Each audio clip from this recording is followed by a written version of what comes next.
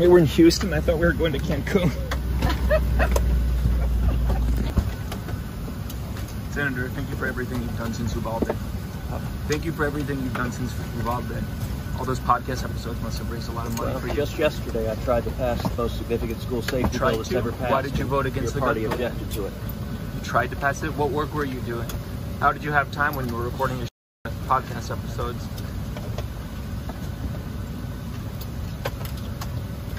You should ask why the Democrats objected to doubling the number of police officers. You should ask why you don't know how to do your job without referring to other politicians. 15,000 new mental health. You should fix your tie too, on your collar. Listen to the man.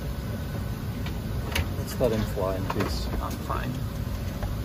When children can get buried in peace, and we. Do you know the facts at all, or are you just going to engage with? No, I know the facts. Do you know any of the names of the Uvalde victims? I do, and ask why Chris Murphy objected and stopped the biggest school safety bill that's ever passed. So you didn't list any of their names, but you again. But you don't know. You don't care about the facts. You're a partisan. That's okay. You're not a partisan.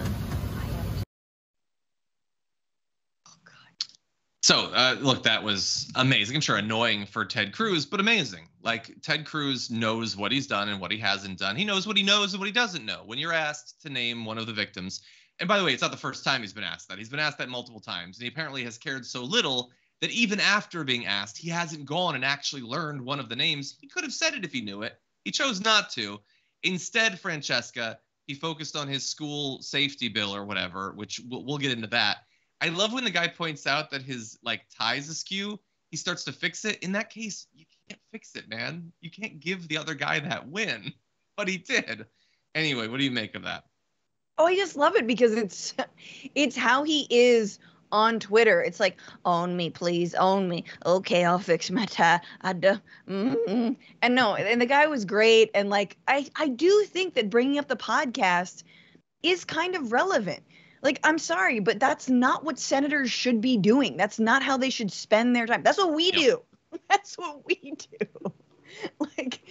No, that's Marjorie Taylor Greene. It's like, this is not a branding exercise. You're supposed to legislate. Yeah.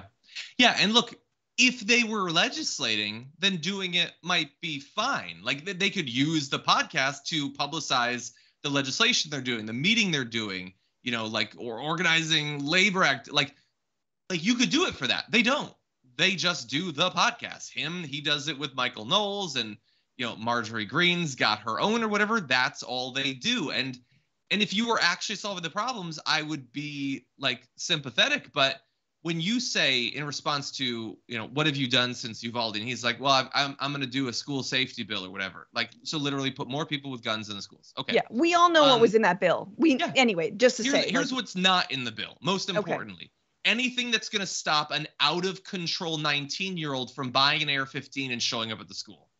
He doesn't care about that. He's not going to do anything to stop that. They will literally never do anything to even marginally reduce the chance that a person can get a weapon of war and go to the school. The best you can hope is that maybe there will be someone else with a gun, or maybe we'll have a bulletproof backpack or something, but that person is getting to the school with a gun as long as people like Ted Cruz are in charge. You can bet your life on that.